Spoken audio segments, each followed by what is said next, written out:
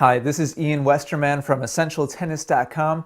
Welcome to video 1 of 3, in which I'm going to be focusing on something that's extremely important to your success on the tennis court, and that is the split step. The split step, a lot of times, I think is kind of trivialized by recreational players, and that's to their own detriment. It's actually extremely important. There's certain things in tennis that we focus on that are kind of stylistic choices, or maybe certain body type will do certain technique this way and another body type that way. The split step is not one of those things. When you look at high-level players, recreational players, and professional players, it's universal. And I'm talking 4 or 5 players and above.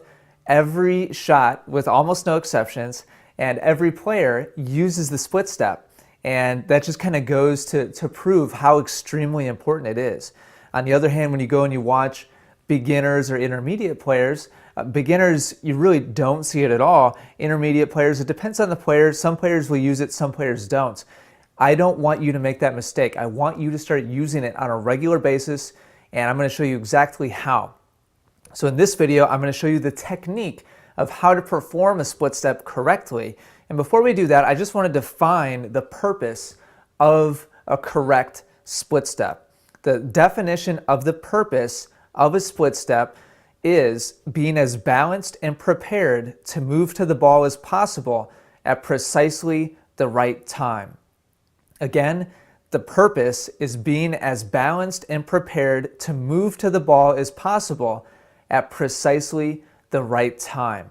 And in this video, we're going to focus on the technique of the split step, and we're going to be using a professional player, David Ferrer, to kind of be an example for us so that we can see how the pros use this incredibly important tool.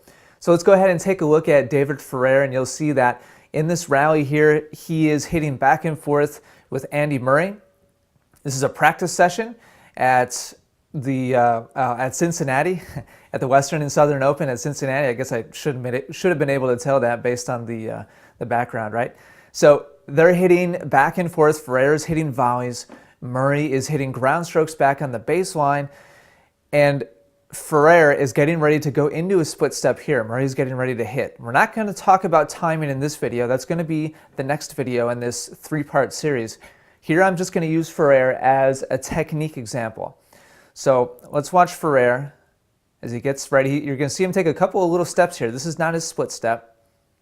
Here's his split step right here, and you'll see both his feet come off the court. You'll see both of his feet widen, and he'll touch back down again on the balls of his feet. If you want to say toes, that's fine as well. But ultimately, the balance of his body weight goes onto the balls of his feet. And there's really 3 things, technique-wise, that you need to make note of. Number 1, I want your feet to be at least shoulder width apart, preferably a little bit wider. If we draw vertical lines here going up from his feet, you'll see that Ferrer's a good bit wider than shoulder width apart. I've heard teachers say that you shouldn't go any wider than shoulder width apart because then you get too wide and it's too difficult to then move your momentum, kind of shift your momentum and move towards the ball. I think that's correct to a certain extent, but I think a lot of teachers, to be honest with you, totally overstate that. I would much rather you get wide than narrow. Narrow, if you do the split step and you're narrow, it's better than nothing. But if you want to be in a good, solid athletic stance and athletic position, wider than shoulder width apart, in my opinion, is really important. So let's go back to Ferrer. So that's technique element number 1 is the width. Number 2 is bent knees. So look at as he gets down, and right here he already identifies where the ball is. He's getting ready to hit. But look at the bend in his knees here. This is really important if you want to be as prepared as possible. And it goes back to what I said a second ago, and that is just being in an athletic stance, being in a prepared, balanced position with your body. And having your knees bent is definitely something that can help that. It helps you be able to then take that stored up energy in your legs and push off towards whichever direction that the next ball is hit. So it gets everything prepared to move. That's the whole point of the split step, right? As we talked about in the definition, is to be as prepared as possible to move towards the ball at precisely the right time. So that's number 2, is the bent knees. And then thirdly, what we're going to look at here from Ferrer is look at how his heels are off the court as he's preparing to move towards this shot. And really his heels never touch the court. They get close. Here he is coming down into a split step. They get close, but you can kind of see here that there's still a little bit of space on both sides. He never really gets flat-footed.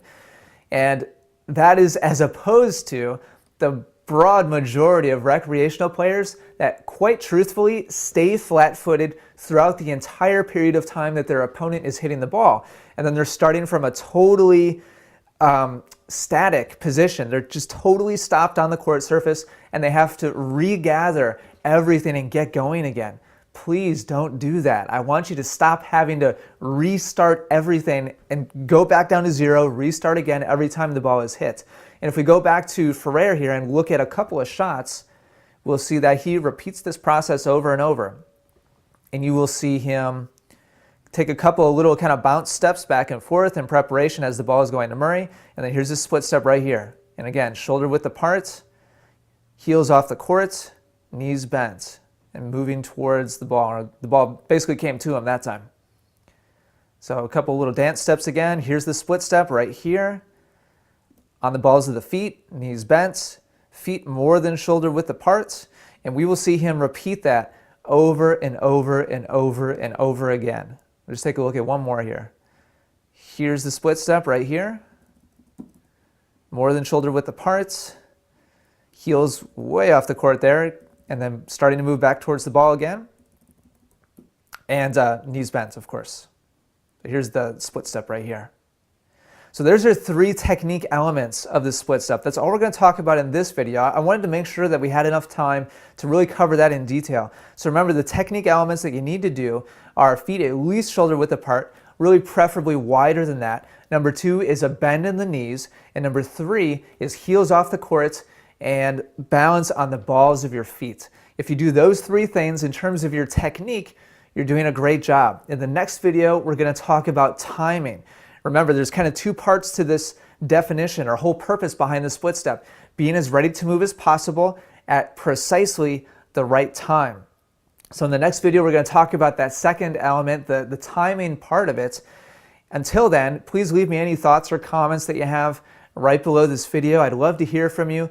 Let me know if you currently use the split step and be honest. And if you're not sure, again, be honest. And if it's something that you're not doing now, if you start working on it, it's going to be a little awkward at first, but I promise you, as it starts to become a habit and you start getting used to it, you're going to feel like you're moving so much better, getting to balls that you were never getting to before, because you're going to be so much more prepared than you ever have before. So until next time, thank you very much for watching and take care.